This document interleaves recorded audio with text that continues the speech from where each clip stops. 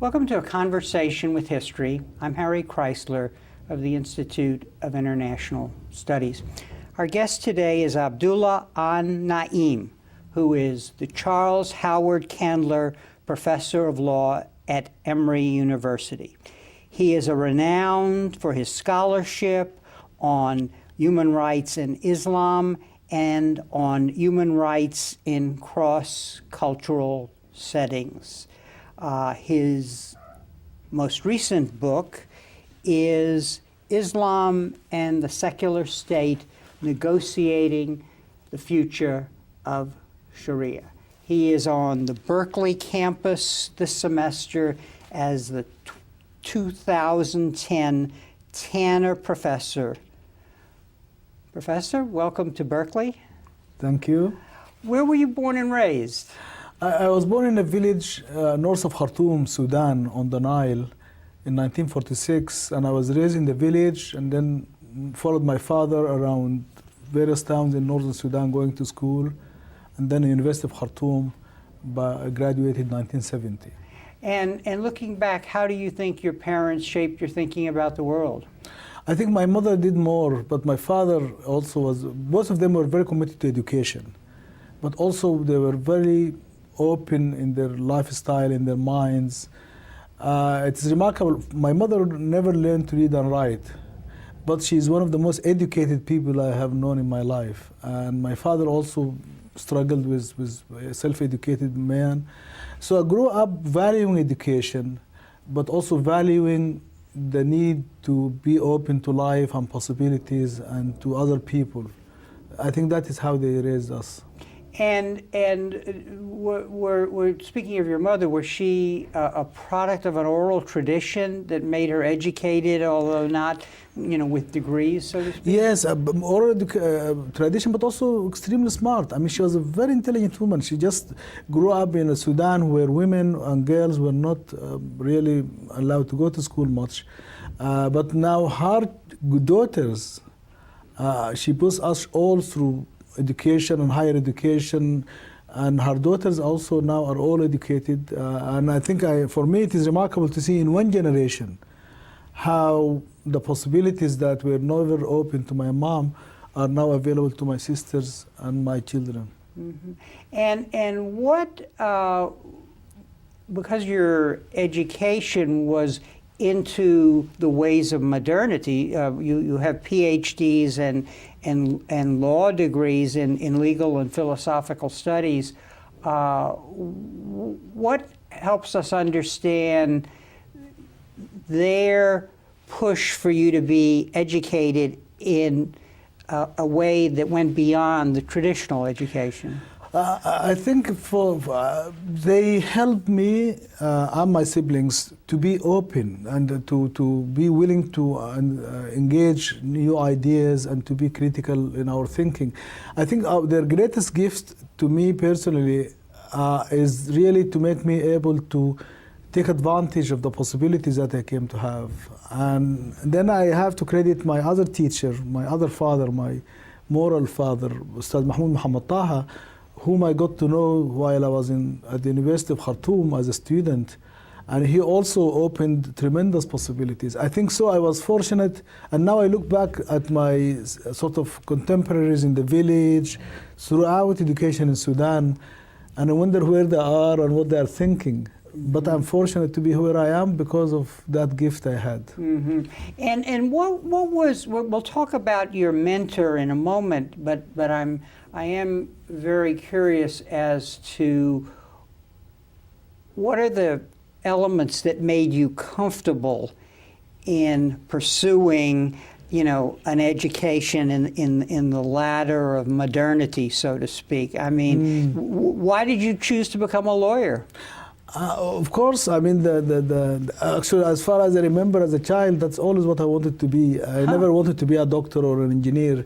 To me, it was about justice and being young and thinking that you can bring justice to people's lives through law. So I believe of the fusion of law and justice goes to my very early childhood and also to the tradition I grew up in, where learning the law is a means to achieve justice. One of the gifts of my parents' insights is about substance in things, not the form. So they were religious and they raised us to be religious, but to them, being religious is about the values of being religious, not the conformity with external piety and ostentatious piety. So I think that carried through with me about law, about ideas, as I came to always look for what's the point here, not what the form is. And is this a gift of being a Muslim and the religious thinking about issues in the tradition of Islam? It is that, but also it's about responsibility. I think, again, one of the aspects of the gift is to be a Muslim or to be a Christian or a Jew or any religious affiliation can be a blessing or a curse. For me, my religion is what I make of it. So I'm not saved because I'm a Muslim. It is what sort of Muslim I am and what that means in my life that makes a difference. So I think it is the ability to work with the value of religion without getting sort of too bogged down into the ritualistic formality of it. And in your writings, which we'll talk about in a minute, I have the sense that part of your self-realization involving elements in your faith that point in the direction of self-development, even though they may be obscured because of certain traditions that developed in that religion. Yes, I think all religions start that way. I think in our personal life stories or in the life of the tradition at large, religions start about self-realization, about self-liberation, about responsibility, about rejection of dogma. But as they get attached to power and as it becomes institutionalized, then I think the essence of the religion is lost. That's why we need to renew religious traditions now and again, because they get sort of too entangled in threads of power relations and privilege and so on. So I think that the ability to discover what the religion was about to begin with. To me, the tradition is not, it cannot be stagnant. It has to be about dynamism and self-renewal, the tradition itself, or else it ceases to be a tradition. It becomes a dead tradition. If it's a living tradition, then the essence of following the tradition is to follow the innovative, the creative, the sort of what I call every religion needs its heretics. For me, heresy is critical to the viability of religious experience and the authenticity of religious experience. So to keep the door open for heretics is really a blessing for every religion.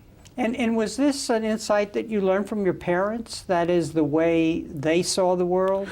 They wouldn't have articulated it in those so many words, but the way they saw the world was a way on which you seek the substance and you don't get sort of enslaved to the formality of it. And therefore you are always questioning whether this is the right thing to do, not whether it is the right thing that other people think, but what you think and what you are responsible for and so on. And let me understand, as you, your education ends up in legal studies, but in your earlier education, what were pieces of wisdom, books, subjects that you pursued that provided steps toward your ultimate insights? To me, I think in the Muslim tradition, the Sufi tradition is the best. I mean, it is the most humane. I call it the humane face of Islam. It is the most profound. So being exposed to Sufi poetry, Sufi insights, that's where because they are really about what the essence of spirituality is rather than the formality of religious dogma is. So I think for me, the Sufi tradition in the Muslim experience is very foundational. But also I got exposed to Western philosophy. I remember as a student in sort of what we call then intermediate school, which is like sort of high school level, I love to argue, and I remember my teacher calling me Socrates. I mean, like he was sort of joking that because I always, especially in the religious instruction class, I was questioning and pushing, and so he called me that in disapproval, like you are argumentative, you are. But I really. Then I went to look and see what is this man, why am I called this, and so that was, I think, all of that came together for me. And one thing that I came to understand is that as a human being, I should remain open to all human experience, and I should benefit from all human experience, good and bad. A formative influence, as you mentioned, was Mahmoud Mohamed Taba. Mm-hmm. Tell us a little about who he was and your first encounter, if not with him, then what he was offering in the way of a path.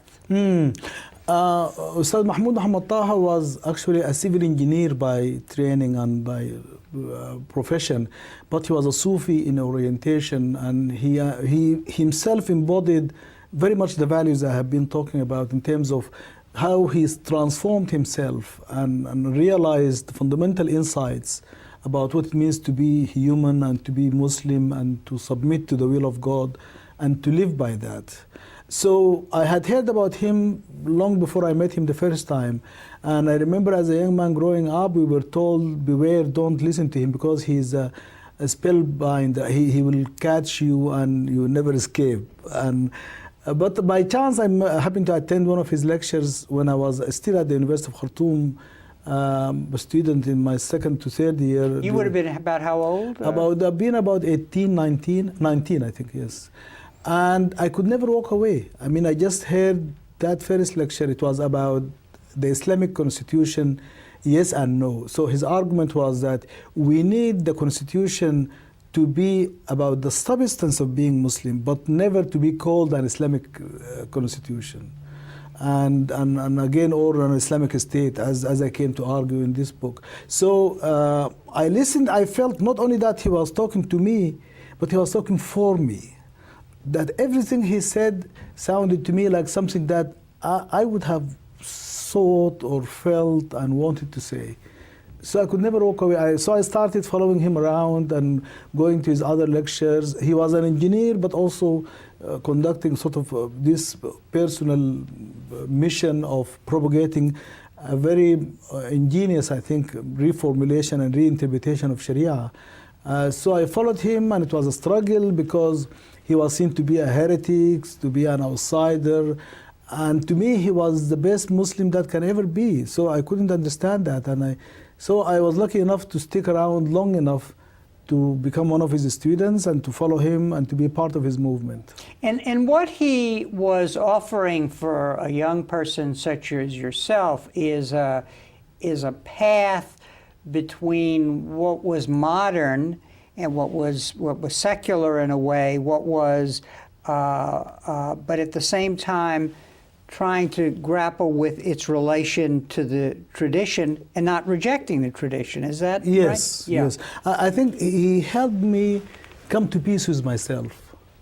I think like when I heard him and I read his work, I felt like being washed in a sense of inner tranquility and peace, because as a young man growing up, I was committed to values of human rights, of constitutional governance, of democratic governance, but the tradition of which I was part as a Muslim growing up in Sudan was antithetical to all of that.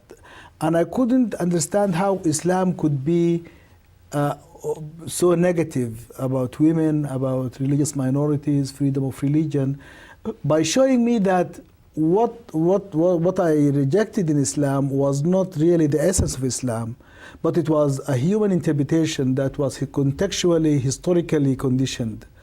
And so his basic message was that we can only understand and experience being religious through our experience in life, through our context, our history, and that we couldn't possibly repeat or reenact early understandings of Islam which Muslims accept as Sharia, in the modern context, because that is not what the message of Islam is for us today.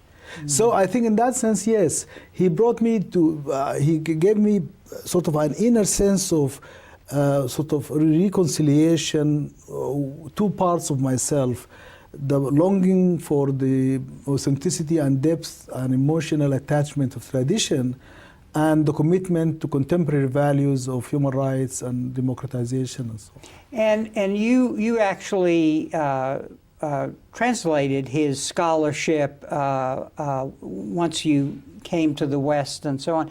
I'm curious because you were a follower and he was a charismatic leader with substance. How do you account for his insights? Was it because he was a learned man, because he was an engineer, because he was a religious man, all of the above? I mean, what led him to this path that helped you understand your path? I think very much the very fact that, as I have come to know in my own life, that any of those gifts can be an impediment. I mean, that the question is, being religious or being an engineer or being a professional man, being an educated man, all of that could become a barrier rather than a bridge to insight. But I think that his anchor, and the anchor that I hope he had passed on to me and other of his students, is that true spirituality is not about power. It's about renouncing power. And that is where you gain a more sustainable and a more sort of self-renewing power when you renounce it, not when you invest in it. So his lifestyle, that for me, what was most striking about his ability to live what he preached. And to me, that remains the test for myself and anybody else. So to what extent do our actions reflect the values we proclaim? If they don't, then there is no value in the values we proclaim. So it is the living flesh and blood of being pious, not of appearing to be pious or putting on the semblance of pious and so on. In your lecture, you emphasize the importance of changing yourself so you can change the world, following on the examples of Gandhi and Martin Luther King and others that you talked about. And I have the sense now, as I listen to you, that important in this struggle is not an out-and-out rejection of any of the traditions that you're grappling with, whether it's modernity or and tradition. So part of this self-development is doing the hard work of navigating between them, as opposed to rejecting that one or another or embracing one or another totally. Is that fair? Yes, I think that's true. To me, I call it mediation, because it is not a categorical resolution. When I'm not rejecting religion, I'm not rejecting modernity. I'm not accepting the perceived truth of religion or modernity on face value. So to mediate is to sort of travel between the two, and to bring a synthesis within my own self, my own consciousness and experience and commitment and practice. By that synthesis. And I think each of us have to find her own or his own sort of synthesis of tradition and modernity, of whatever competing paradigms that we live around by. And I think people like Gandhi and Martin Luther King have really done tremendously in transforming the nature of power. Power is part of life, and power struggles are part of. We shouldn't be naive to think we can have a powerless or a conflict-free experience. But the question is transform the terms of the conflict to make it non-violent, but and the notion of force, not violence. That they are not naive. They were not naive. They sought to affirm, but to transform the nature of power. These ideas, I find them in my own personal life day by day. And for me, I'm not responsible for outcomes.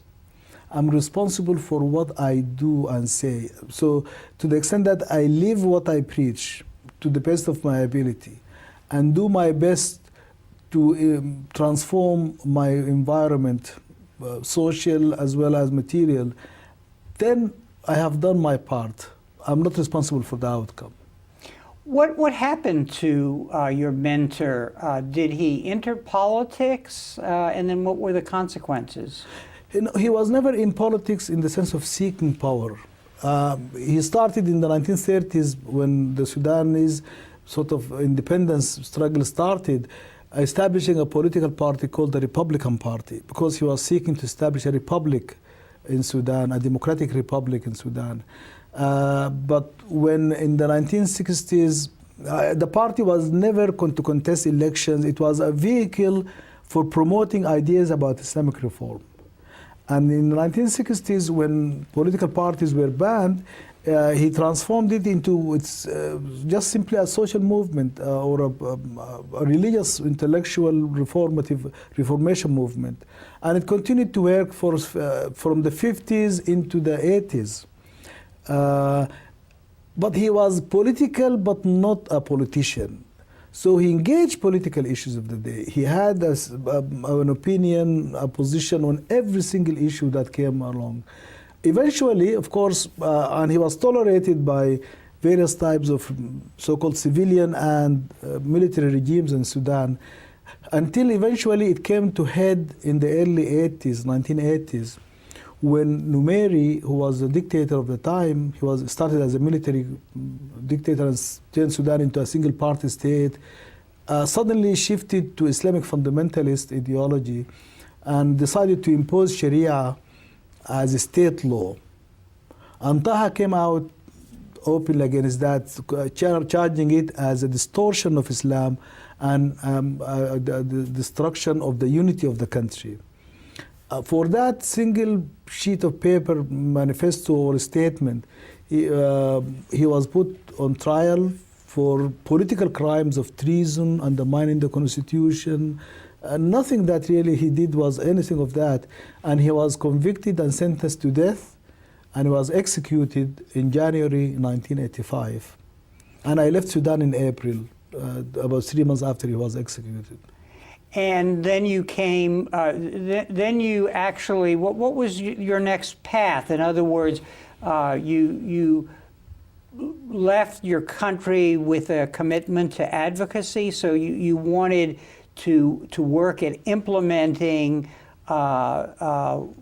this heritage that you had? Yes, I thought it was my personal charge.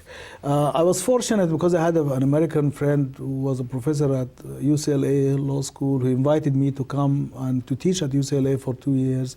And at that time, I finished the translation of the Second Message of Islam, Ustaz Mahmoud's main book. I had it published by Syracuse in 1987. And so I felt that, and by the way, Ustaz Mahmoud himself, in the early 80s, before I left Sudan, one day he just handed me that book and he said, translate this. And of course, because of my training, I had English and Arabic, and so I took it as a personal charge to do that. But then for me, it became, once he was executed and the movement was suppressed in Sudan, I had to leave, but thinking that my mission is to bring his ideas to the world. That to make it that you cannot kill an idea by killing its author. So that was my mission. And I kept watching to see things changing in Sudan so I could go back.